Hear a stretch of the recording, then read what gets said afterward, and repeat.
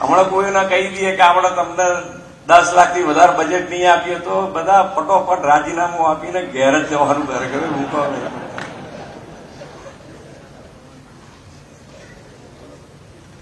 કેવી રીતે કામ થાય એમ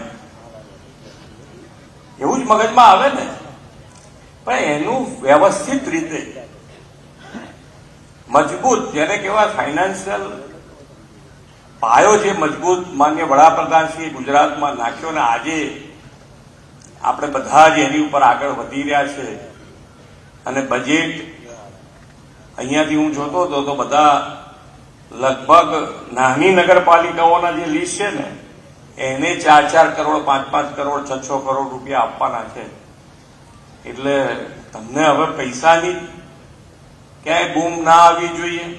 અને રહેવાની છે, બૂમો રહેવાની છે. કેમ છે તો કે ભાઈ એક કામ થયું એટલે પછી બીજું કામ યાદ આવવાનું છે, બીજા પછી ત્રીજું કામ, એ સહજ સ્વભાવ છે ને એ રહેશે. પણ તમારું આયોજન જેટલું કરો, જે કામનું આયોજન કરો, અહીંયાથી બધાની જ તમે જેને જેને સાંભળ્યા હશે બધાએ કીધું છે કે ક્વોલિટી ઉપર આપણે કામ કરવાનું છે. અને લોકો પણ અત્યારે એ જ પ્રમાણેની તમારી પાસે ડિમાન્ડ કરી રહ્યા છે કે તમે જે કામ કરો એ ક્વોલિટી વાળું કરો. અને ચીફ ઓફિસર છે કે ભાઈ નગરપાલિકાના પ્રમુખ છે કે મહાનગરપાલિકાના મેયર હોય કે કમિશનર હોય, બધાએ સાથે મળીને ત્યાં સાઇટ વિઝિટ પણ કરવાની આવશ્યકતા છે. જેટલા કામો થતા હોય એ બધાની સાઇટ વિઝિટ થવી જ જોઈએ. કોણ કામ કરે છે, કેવી રીતે કરે છે, એવું કશું ચલાવી નહીં લેવાનું.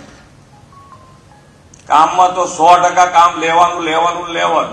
અમે દર વખતે કહેતા રહીએ છીએ, એમાંથી થોડો સુધારો જોવાય મળે છે.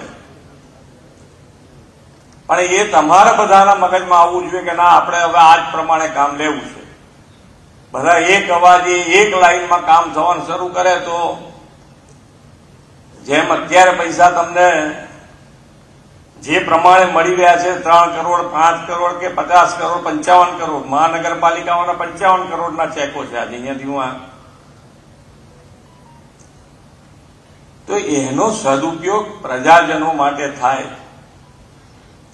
અને સ્વચ્છતા તો હવે દરેક જણ મગજમાં અહીંયાથી લઈને જ જાય કે ભાઈ તેમ જે નગરપાલિકા હોય, મહાનગરપાલિકા હોય, એમાં સ્વચ્છતા ના હોય એવું કોઈ કાળે ચાલશે નહીં.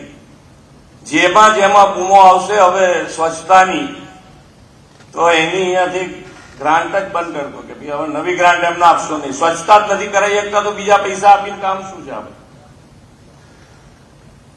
સ્વચ્છતા તો હવે દરેક જણ કરાવી શકે એમ છે. એટલા પૈસા તો તમારી પાસે આવે છે. તમારે જે વ્યવસ્થા ગોઠવવી હોય ગોઠવો, પણ સ્વચ્છતા તો જોઈએ.